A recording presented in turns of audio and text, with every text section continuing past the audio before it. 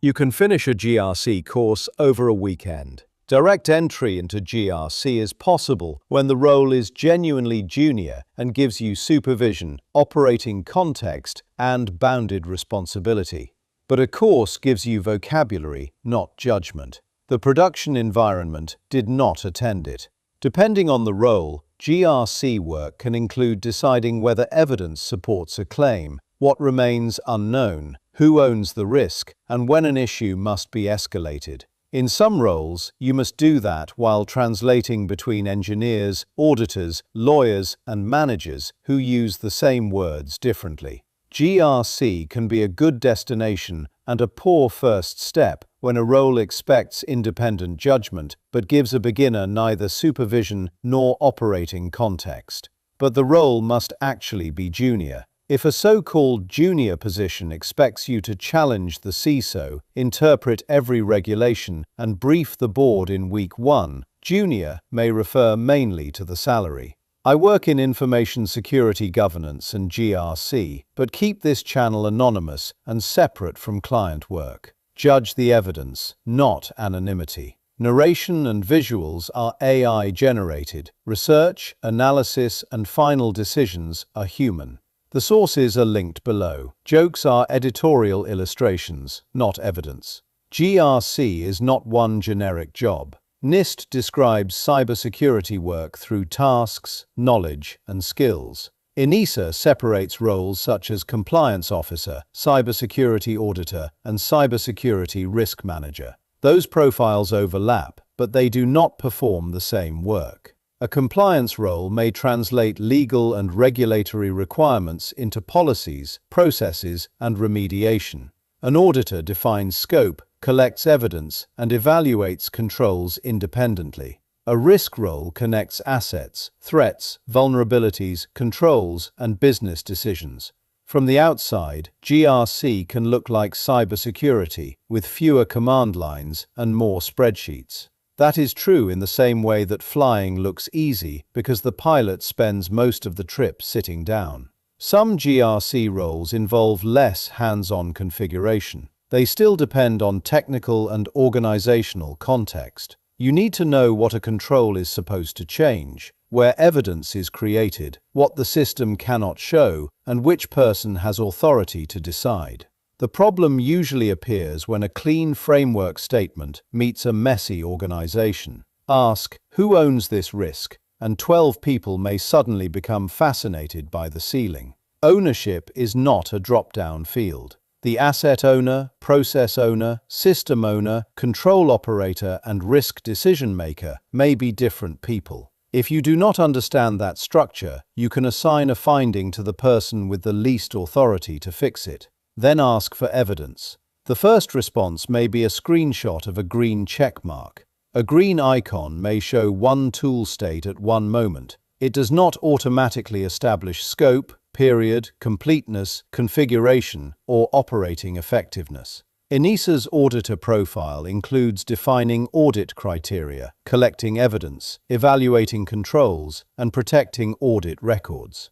Those are judgment tasks, not screenshot collection tasks.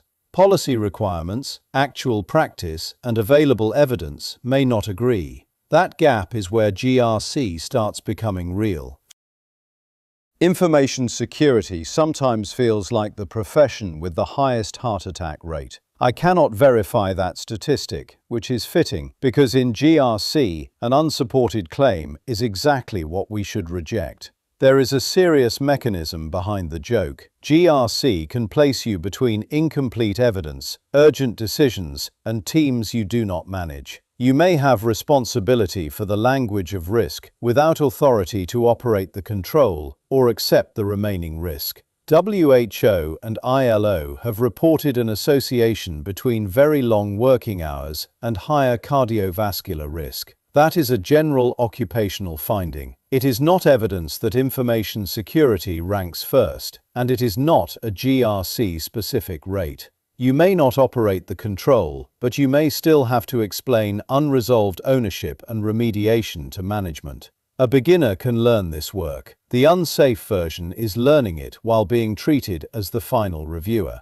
The first route is work close to systems and services, IT operations, service management, technical support, security operations, or control administration. These roles can expose you to assets, access changes, incidents, tickets, exceptions, logs, backups, suppliers, and the difference between a written process and the process people can actually execute. That experience does not automatically qualify you for GRC. It can give you evidence to answer useful questions. Where does this record come from? What breaks when the control fails? Which team can change it? What would a false positive look like? A support analyst who traces a failed offboarding ticket may build more relevant evidence than someone who memorizes the control statement but has never followed the workflow. The bridge is not the old job title. The bridge is the evidence of what you observed, checked, communicated, and improved.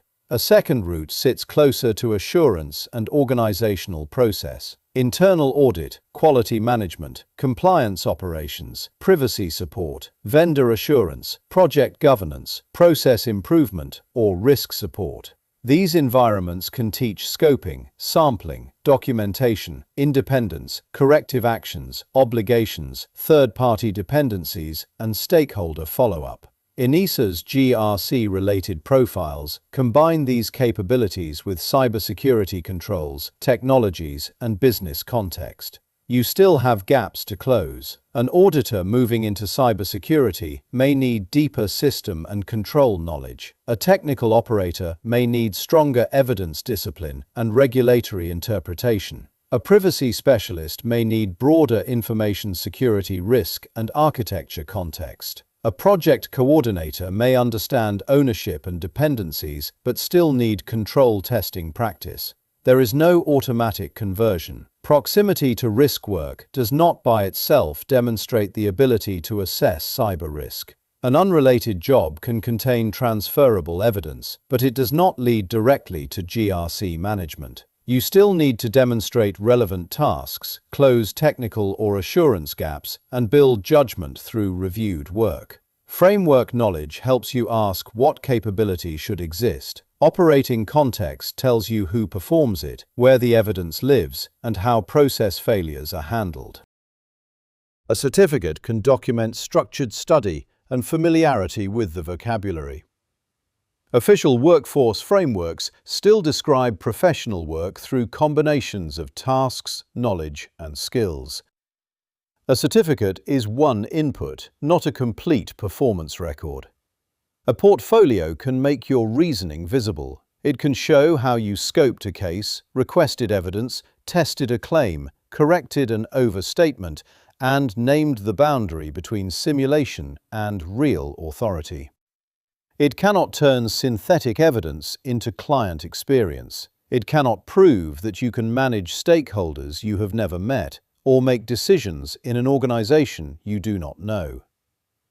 Use certificates to structure learning. Use a portfolio to make your judgment testable. Use real supervised work to discover what your model missed. A genuine junior GRC role can be a valid first step. NIST describes cybersecurity work through tasks, knowledge, and skills, and its career pathway approach can document preparation for work. That framework does not establish one mandatory previous job. Before accepting a role, ask 5 questions. Who reviews my judgments? Which decisions remain with a senior owner? Will I inspect real evidence and meet system or process owners? What knowledge gap is this role designed to teach? Is the responsibility genuinely junior or only the title? A credible entry role has named supervision, reviewable work, bounded decisions, and mistakes that can be corrected before they become management assertions.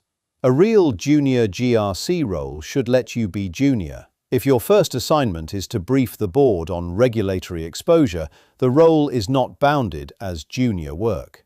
The point is not to avoid responsibility forever. It is to acquire responsibility at the same speed as context, evidence, and review. Do not ask only, how do I get a GRC title? Ask, where can I build the evidence that the work requires? That may happen in operations, technical support, security operations, audit, quality, privacy, vendor assurance, process work, risk support, or a genuinely supervised GRC role. None is an automatic ticket. Each can expose a different part of the problem. Map the target role into tasks, knowledge, and skills. Mark what you can already demonstrate, what you only know in theory, and what still requires supervised practice. If you still want to enter GRC after this, good. You have completed your first risk assessment. The residual risk is your career choice. So think twice, not about whether beginners belong in GRC, but about whether the role gives your future judgments something real to stand on.